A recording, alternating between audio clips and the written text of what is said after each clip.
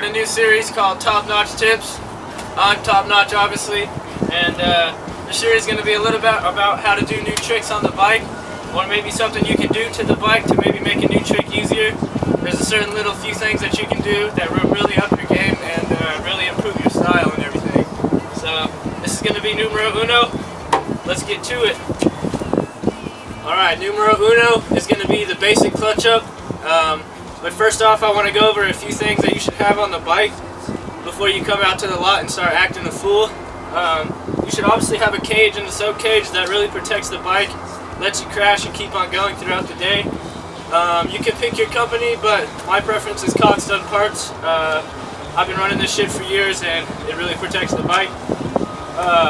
To make things easier, you should probably have a little bit bigger gearing on the bike.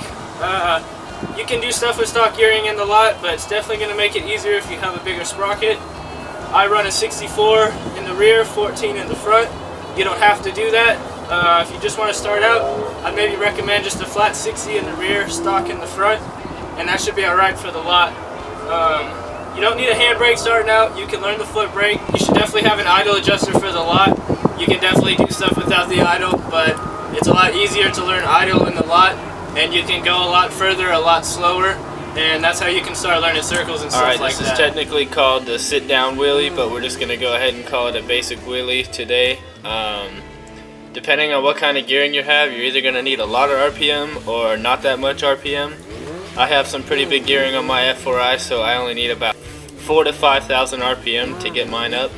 If you have a little bit lower gearing, say like in the 50s, you may need like 6 or 7 to get it up, so it might really feel like you're snatching the hell out of it to get it up, but that's just what it is with the smaller sprocket. Start out by going slow. The more RPMs you have to work with, the easier it's going to be to get it up. I like to go as slow as possible, maybe even at a dead stop with your foot on the ground.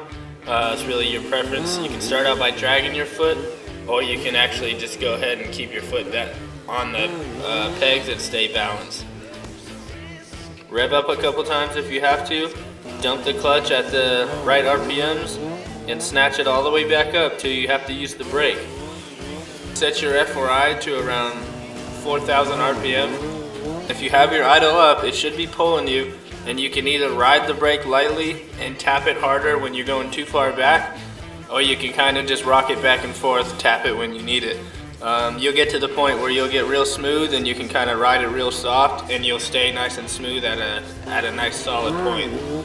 As you can see, I'm counterbalancing like crazy. That just is what it is when you're going real slow. The slower you going, the harder it is to keep your straight momentum going.